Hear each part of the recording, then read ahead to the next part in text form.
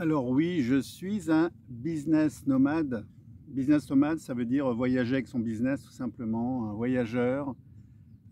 J'ai beaucoup voyagé dans, dans différents pays et j'ai surtout beaucoup voyagé, on va dire, bon, j'avais un pressentiment sûrement. Nous avions sûrement un pressentiment. On a toujours un temps d'avance quelque part. Je pense que c'est la connexion et nos anges qui nous guident.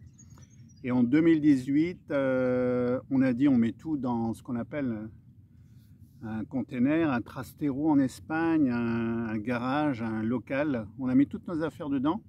Voilà, on a tout stocké. Bon, après, il faut savoir qu'on a tellement voyagé qu'on en a partout des box, on appelle ça aussi, avec des affaires. Ici en Calédonie, on en a au Canada, on en a en Polynésie, on en a des affaires, on en a donc en Espagne. Ça fait partie des voyages. Bon, c'est le côté pratique. À tout moment, on peut aller dans tel ou tel pays, on a nos affaires sur place, ou des compléments, ou des doubles. Et oui, en 2018, donc j'avais mon autonomo, j'ai arrêté mon autonomo et je me suis mis comme résident ici en Nouvelle-Calédonie parce que finalement c'est là où j'ai mon lieu, mon siège social. Mais voilà, j'étais en Espagne à partir de 2013 jusqu'à je ne sais plus quelle période. Donc là, et puis j'ai changé et tout. Mais c'est surtout, hormis le changement de statut, on s'est mis à voyager. On a quitté l'Espagne pour partir vivre au Canada. Donc arrivé au Canada, je me souviens à l'immigration, une dame d'un certain âge, on lui a dit, bon voilà, on voudrait 4-5 mois de visa. Elle a dit, allez, je vous mets 6 mois, comme ça c'est bon, on ne sait jamais si vous restez plus longtemps. Bon voilà, c'était hyper cool, j'espère que ça l'est toujours. Il y avait juste l'histoire de mon drone que je baladais partout. Elle m'avait dit, bon ben voyez, selon les États, les régions, les lois, mais sinon, allez-y, profitez. Et puis on est resté 6 mois. On est surtout resté vers le Québec, Lévis. On avait loué à Lévis, proche des Cascades. Et puis on était entre Lévis et le New Brunswick, on avait loué aussi. Puis là où on a nos super amis qui habitent à Edmundston. Avec eux, c'est toute une histoire. Un jour, je ferai une vidéo sur toute cette histoire avec Stéphane et Manon. Ça mérite une vidéo. Et puis après le Canada, alors on a toujours fait ces voyages, mais on revenait régulièrement en Europe faire nos formations, parce qu'on est engagé sur des formations liées à l'oxylothérapie, pour que les gens deviennent oxylothérapeutes, pour ceux qui ont le pouvoir et la force d'aller jusqu'au bout et qui ont le courage de pratiquer ensuite, ça c'est autre chose. Après le Canada, on est parti vivre au Costa Rica, donc 9 mois. En 9 mois, et ben, le Costa Rica c'est magnifique, hein, c'est magnifique. Alors c'est vrai qu'on n'y est pas resté, même si on a cherché à investir. C'était, puis après il y a eu le Covid, donc ça a dû être la galère. Mais c'était le fait que tous les 90 jours il fallait sortir pour rentrer à nouveau. C'est pas qu'on nous obligeait à venir que 90 jours dans l'année, c'était qu'il fallait sortir et revenir. Après, c'est illimité, il n'y a pas de souci. Donc, ils en ont même fait un business. Donc, nous, on était plutôt du côté de Porto Viejo, la limite du Panama. Donc, c'est côté Caraïbes, qui est beaucoup mieux. Hein. On se reprojette dans les années 70, plus ou moins. De l'autre côté, j'ai moins aimé certains endroits où il y a trop de béton. Voilà, sinon je reste en Espagne ou je reste dans des villes américaines ou autres pour retrouver le même béton. Donc je trouve ça stupide de partir de chez soi pour aller dans du dur et du béton ou des immeubles. Bon, c'est chacun son truc, ça va de soi. De l'autre côté, Porto Viejo, ben, c'est du traditionnel. On est vraiment dans du typique maison en bois, etc. C'est top, c'est top. Moi j'ai bien aimé, c'est sauvage. Le Costa Rica, Porto Viejo, ou tout le Costa Rica, il n'y a pas d'armée, c'est plutôt la police qui fait ce rôle-là, ce job-là. Et puis tous les animaux sont libres, alors ça fait que vous rencontrez des animaux un peu partout quand vous vous promenez.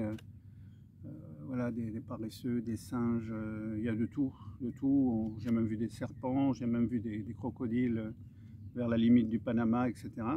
Et donc ce qui nous a donc effectivement pas incité à rester, c'est que tous les 3 mois il fallait sortir. Alors au début, on allait faire une formation, on rentrait en Europe, on revenait, c'était ok. On en a organisé aussi là-bas. Puis à la fin, des fois on n'a pas envie de ressortir. Donc ils ont fait un business sur place, ça veut dire que du Costa Rica, on passe au Panama, on reste 48 heures, on tamponne les passeports, on rentre, on a un nouveau visa. Voilà. Ils ont fait un business, ils sont partis sur autre chose dans le style. Bon voilà. Puis il y a eu le Covid et donc ils ont changé un peu les statuts. Ça veut dire que ceux qui ont du business en ligne par internet peuvent demander un visa d'1 an, prolongé d'1 an encore. Ça laisse le temps d'investir. Ou on peut aussi prendre sa retraite. Avant c'était 800 $, je crois qu'ils ont baissé. Ça a dû passer à 700 $. Après on peut aller faire des études, apprendre les langues. C'est ce qui marche le mieux dans tous les pays d'ailleurs pour avoir des visas prolongés. Et puis surtout il faut investir si on veut rester. Voilà, donc l'investissement, etc. Mais c'est magnifique le Costa Rica, magnifique. J'en ai de très bons souvenirs, c'est exceptionnel. C'est l'état sauvage, les animaux en liberté, c'est des plages à perte de vue. Voilà, Costa Rica, 9 mois. Après du Costa Rica, bon alors on est allé au Panama, on a fait plein de sorties comme je vous disais. Donc on a vu plein d'autres pays. Après ça, on est revenu en Polynésie française. Et puis, il s'est trouvé qu'il y a eu les confinements, etc. Il y a eu tout ça. On n'a pas pu rentrer ici en Nouvelle-Calédonie parce que l'aéroport était plus ou moins barricadé. Hein, le virus, il fallait se défendre au cas où il attaque. Et on enfermait les gens dans un hôtel pendant je crois que ça a été jusqu'à 14 jours, 15 jours, 14 jours. Et voilà, dans quelques mètres carrés, je ne me voyais pas être enfermé, etc. Voilà, faire les passes ou me faire vacciner, c'était hors de question et ça l'est toujours. Même si c'est le souhait de certains que le maximum de monde soit vacciné encore. Et puis, on s'est retrouvé là-bas au moment de Koh Lanta, qui se faisait en Polynésie. On a eu l'avant-dernier vol. Le dernier, c'était réservé pour eux, ils étaient tous embarqués sur un bateau pour l'hébergement. Hein. Attention, c'est l'aventure Koh Lanta. Donc, ils étaient sur un énorme paquebot qui était affrété pour eux spécialement. La grosse aventure avec tout le luxe et tout, mais c'est comme ça, à la télé, on voit pas tout. Et donc, on a pris l'avant-dernier. On nous a fait remplir des tonnes de papier. On croyait vraiment qu'on était dans un génocide de fin du monde. Hein. On est arrivé à Paris, aucun contrôle. On est passé par Vancouver, aucun contrôle. Arrivé à Paris, aucun contrôle. La sécurité, l'edge affaibli, on est passé, on n'a jamais vu aussi peu de monde. On est allé jusqu'à Montpellier, pas de contrôle, rien. On a pris une voiture de location pour aller récupérer notre voiture qui était du côté de Montpellier. Pas de circulation, pas de véhicule de tourisme comme le nôtre. On est parti vers l'Espagne, parce qu'on a dit qu'à ce moment-là qu'il fallait repartir vers l'Espagne, vu qu'on avait des affaires qui étaient restées en stock depuis pas mal de mois et d'années.